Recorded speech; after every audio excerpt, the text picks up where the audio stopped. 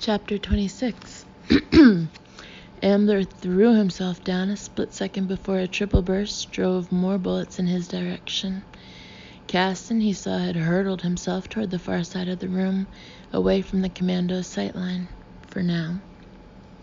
The commando was not alone. Ambler could see it in his eyes. He had the confidence of a member of a team using special ops issue weaponry. How many? 4 to 6 would be standard for a special ops squad with a civilian target. If this was rapid response, however, it could be as few as 2 or 3. They would have arrived using different routes of entrance, some through the door, some through the window. With the heat scope, it would have been a cinch to determine their exact position in the safe house. The question was why Ambler wasn't already dead. As the first commando remained seated, a second black-clad gunman ran past him, a standard flanking maneuver. With a sudden movement, Ambler kicked the study's door closed.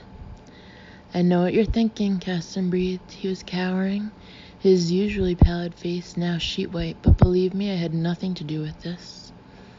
"You don't, and you didn't," Ambler said. "I know that. One of the downloads must have triggered an alarm. The I/O identifier would have given away the location. Like you said, this place was supposed to be unoccupied. So what now?" "It isn't good. We're dealing with pros, armed with H&K G36 rifles. You have any idea what that means?" The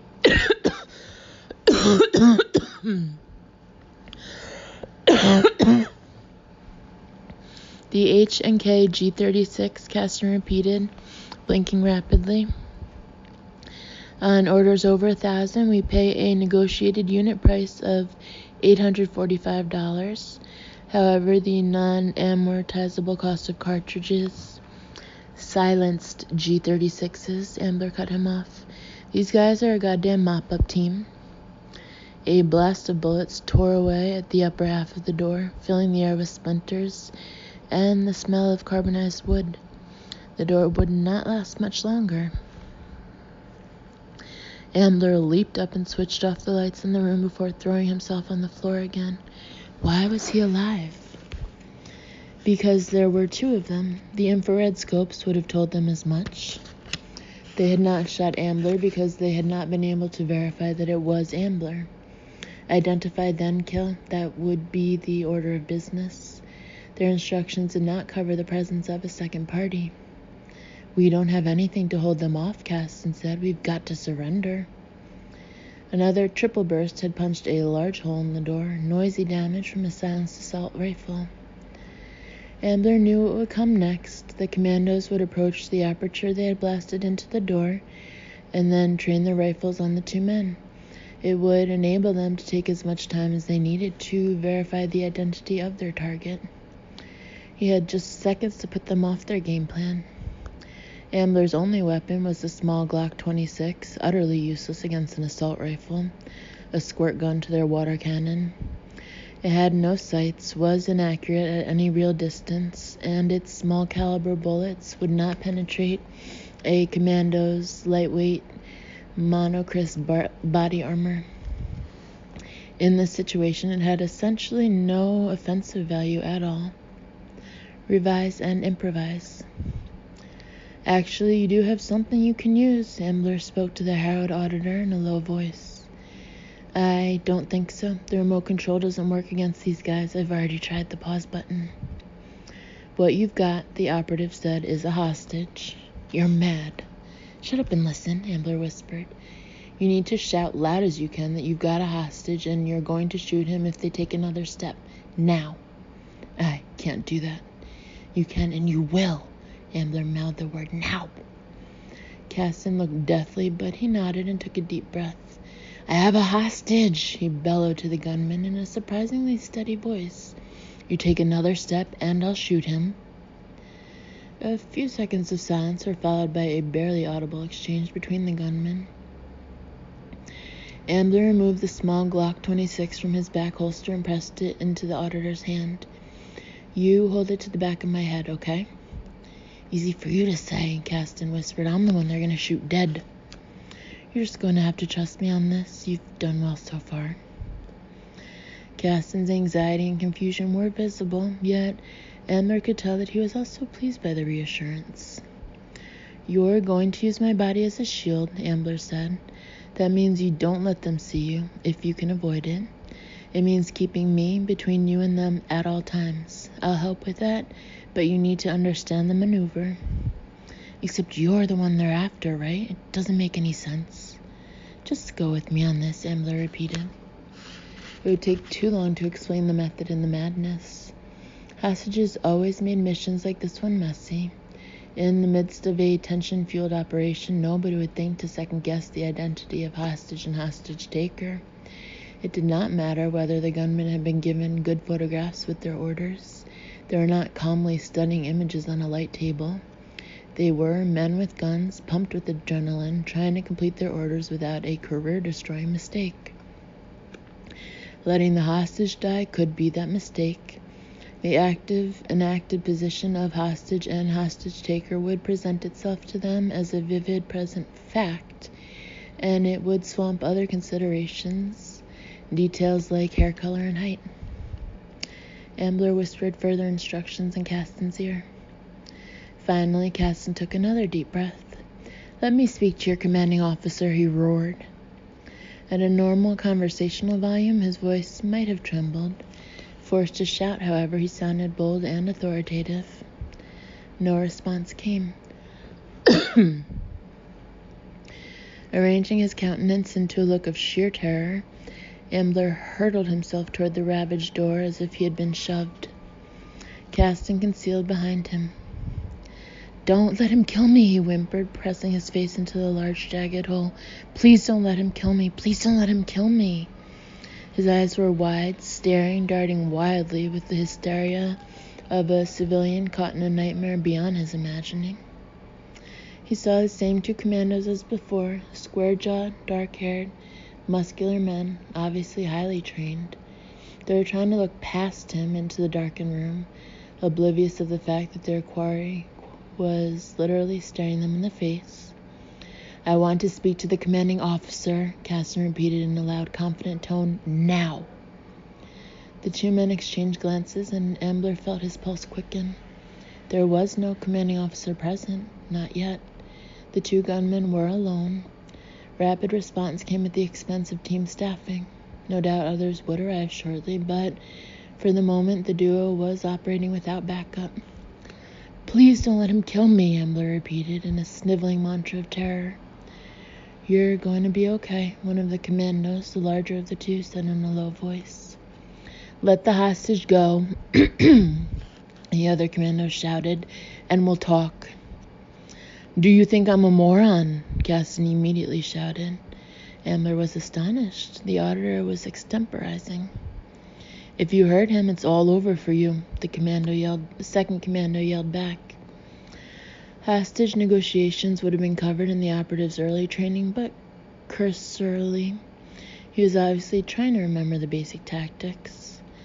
Suddenly, Ambler sank to his knees, out of the commando's view.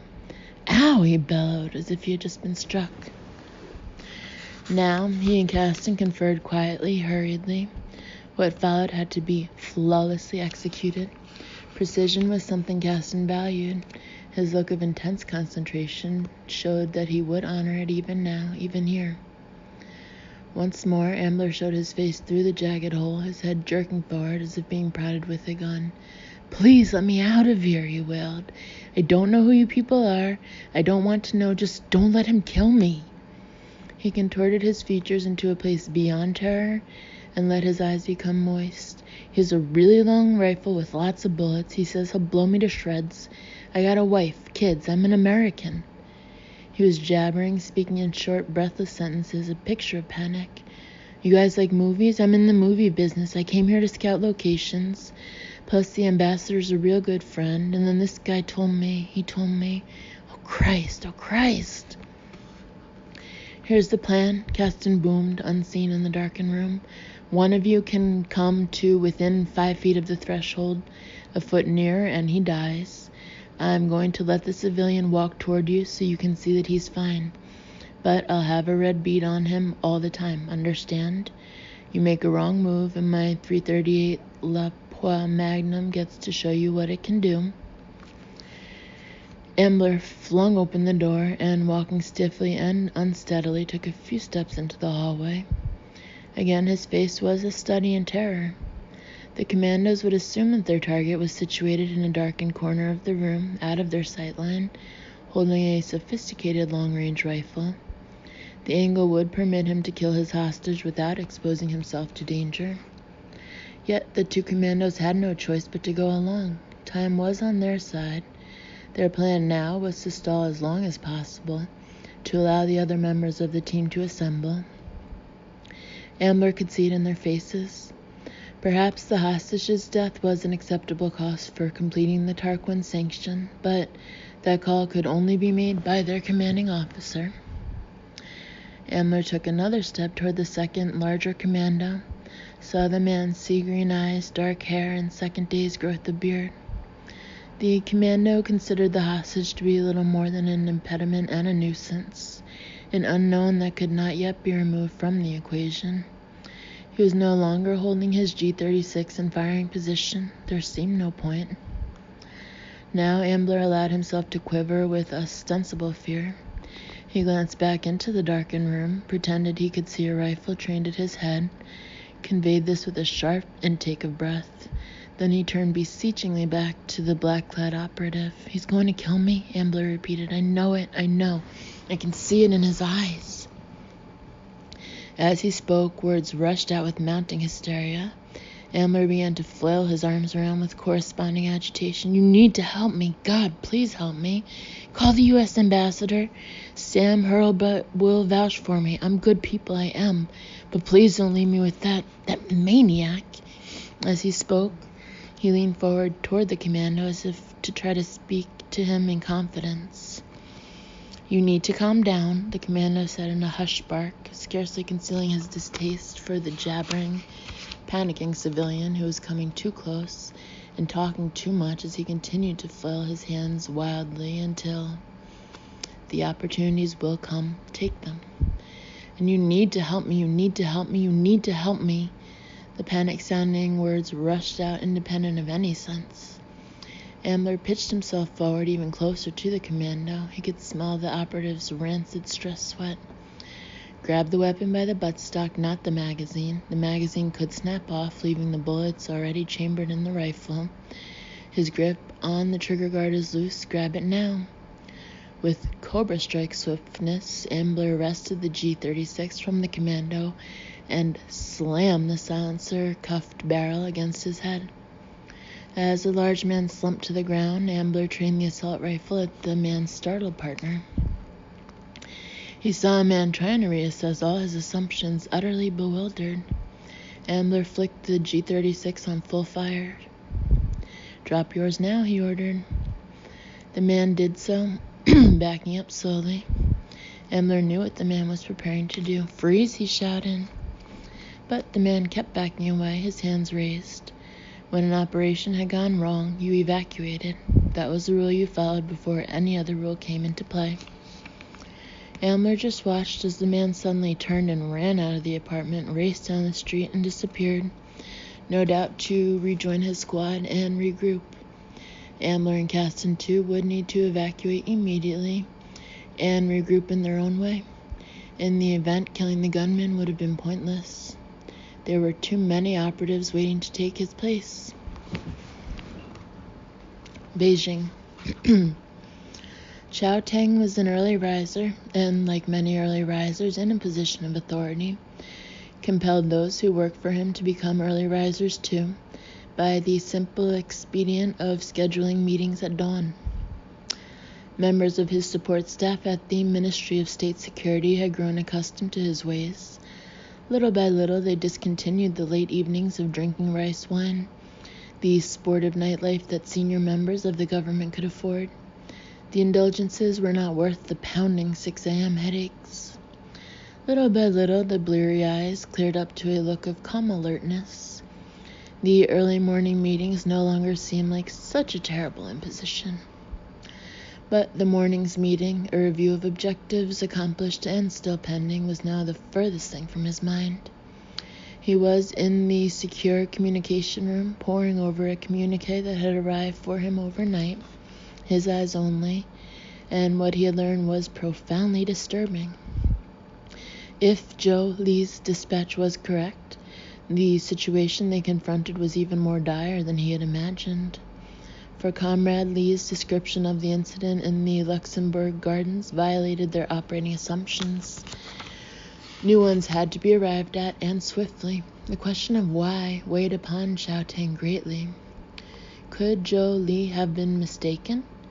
Chow Tang could not credit it. The report could not be dismissed. There were many enemies to contend with, but their greatest enemy at the moment was time. Chow could not wait any longer for Lu Eng to come to his senses. Chow had to take a further direct action on his own. Some would regard it as treason, an unconscionable and unpardonable transgression. Yet, Lu Eng's recalcitrance had given Chow no choice. Chow took a deep breath. The message had to be delivered with both celerity and secrecy, and it had to be of a nature that would ensure that it would be accepted for what it was and acted upon. Normal rules of operating had to be suspended. The stakes were too great for normal. As he transmitted his encoded instructions, he tried to reassure himself that he had taken the desperate measures that the situation required. If he had miscalculated, however, he had just made the biggest mistake of his life. Anxieties and apprehensions sluiced through his mind, and so did the words of Jolie's dispatch. Who else knew about it? The young man who delivered it to him, Shen Wang, was as bright-eyed and bushy-tailed this morning as he was every morning. At first, Comrade Chow had been wary of him. He was effectively on loan from the People's Liberation Army. That was the terminology, but it was misleading. In order to promote the development of a common government culture, or equally to discourage the development of departmental division, the PLA had taken to seconding, quote-unquote, junior officers to the civilian branches of government. The catch was that one could not refuse such an assigned person, at least not without incurring grave displeasure. Thus, a young factotum from the PLA was to spend a year as an intern at the central office of the Ministry of State Security. The MSS, in turn, placed one of its own at the PLA, but the consensus was that the PLA had the better of the deal. At the MSS, the suspicion, of course, was that the PLA intern would report back to his PLA masters. Shen Wang was known to be a protege of General Lam, a stiff-necked figure whom Chow regarded with a measure of distaste.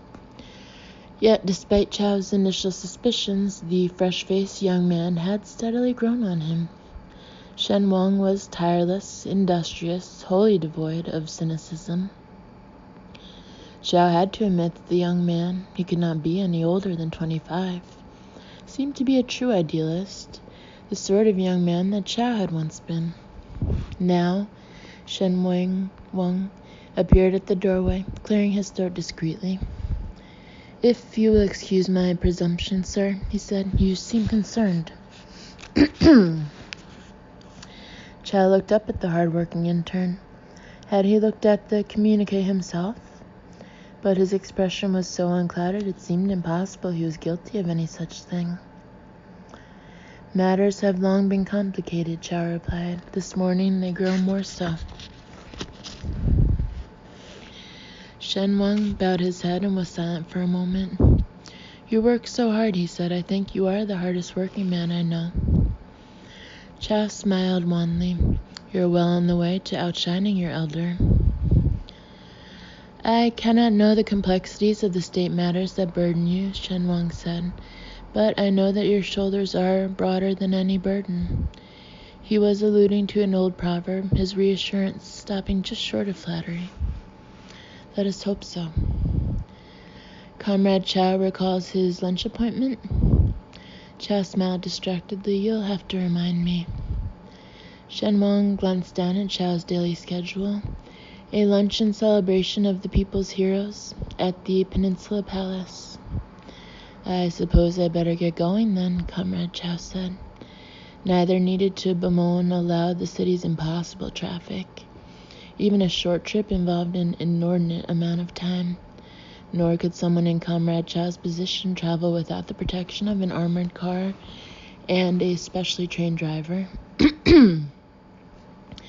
A few minutes later, as Chow climbed into the back of his black limousine, he reflected on Shen Wang's perceptiveness and graceful manner. Chow prided himself on recognizing potential, and he believed that this young man had a considerable future. After 10 minutes of sludge-like traffic, the sedan finally roared over an overpass at a reasonable speed. A few 100 feet away, in the lane opposite, an enormous yellow bulldozer was visible. Roadwork of some sort, Chow thought, further ensnarling traffic. It was unfortunate that it could not have been postponed until a more reasonable hour of the day. At least it was in the opposite lane. Traffic's not so bad going our way, huh? Comrade Chow's driver said. The MSS director never replied. Instead, a scream exploded from his throat as the crushing impact came so suddenly and unexpectedly. The enormous bulldozer, with its shovel blade low to the ground, had veered into their lane, and the sedan had been boxed in by the cars to either side. The windshield was smashed into pebbled shrapnel, piercing eyes and arteries. Metal screamed against metal, twisting and crushing upon itself as the car lunged off the ground, lifted up by the shovel blade. Now the bulldozer crushed the sedan against the guardrail until the buckling vehicle catapulted over it and plunged onto a vast concrete basin below, where it burst into flames. High in the unseen cab, the bulldozer's driver spoke into a cell phone. "The cleanup is completed," the driver said in the rough dialect of the northern countryside. "Thank you," Shen Wang told him. Given the soaring number of traffic accidents in Beijing these days, the death on the overpass would be dismaying, but perhaps not altogether surprising. The general will be very pleased. Paris. "What's this?" Laurel asked, eyes widening in alarm. She and Ambler were in the hotel room, and he had just removed his shirt. Now she came over to him, running her fingers along a purplish bruise on the side of Ambler's shoulder. "Gaston's safe house wasn't all that safe, it turned out," Ambler admitted. "Can you really trust that man?" Laurel asked with a sharp look. She seemed uneasy, frightened for him. "I have to think so." "Why? How can you be so sure?" "Because if I can't trust him, I can't trust myself." He stopped. "It's hard to explain." She nodded slowly. "You don't have to, I understand." She trailed off. "I don't know why I'm worrying about it. The world stopped making sense a long time ago." "A few days ago," Ambler corrected. "Longer." "Since I came into it," acid splashed the back of his throat. A stranger to myself." Warningly, "Don't." Now she ran her fingertips over his chest, his shoulders, his arms, as if confirming that he was real. A person of flesh and blood, not a phantasm. When she met his gaze again, her eyes were moist. "I've never met anyone like you." "Count your blessings." She shook her head. "You're a good person." She tapped the center of his chest. "With a good heart." And someone else's head. "Piss on that," she said in a mock snarl. "They tried to erase you, but you know what? You're realer than any man I've ever met." "Laurel," he said, stopping when he heard the catch in his own voice. "When I'm with you, it's like discovering I've been all by myself my whole life long, without fully realizing it, because I never knew what it was like to be together with someone, really together. That's how I feel when I'm with you. Like I'd always been alone, and now I'm not. I can't go back to the way it was before. I can't go back to that." Her voice thickened with emotion. "You want to talk about what you've done to me, what you've put me through? That's what you've done to me." and I don't ever want it to come undone. His mouth was dry. Nothing frightens me more than losing you. I'm not lost anymore. Her amber eyes seemed lit from within. The green flecks glittered. You've saved my life in more ways than one. You're the one, Laurel. Nothing makes sense without you, not for me. I'm just Harrison Ambler, she said, smiling as she spoke the name aloud. Harrison Ambler.